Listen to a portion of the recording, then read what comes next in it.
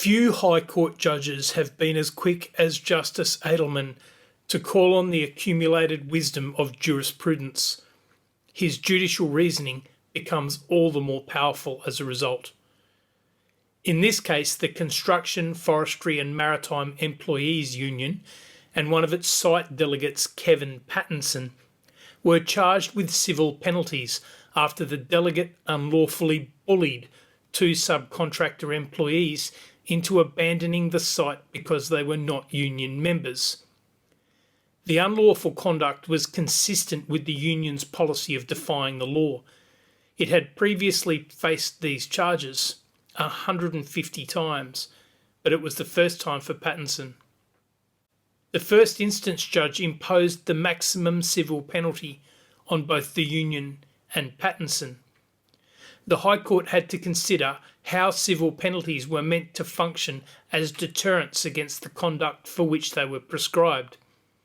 Justice Edelman said, "It is the experience of every judicial officer who has sentenced offenders or imposed civil penalties that even the largest and most extreme penalties will not deter everyone.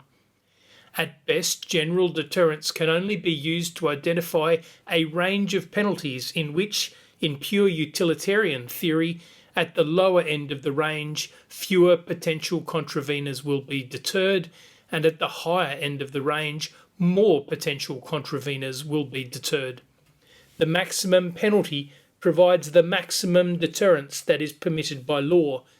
It provides the maximum psychological impact for the decision calculus of a contravener, even if that penalty might not ultimately deter the contravener or other potential contraveners in similar circumstances."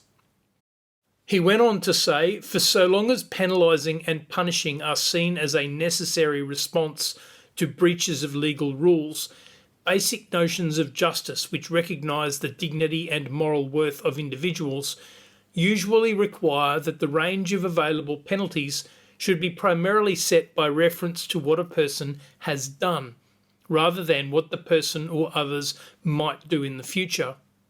As HLA Hart observed, long sentences of imprisonment might effectually stamp out car parking offences, yet we think it wrong to employ them."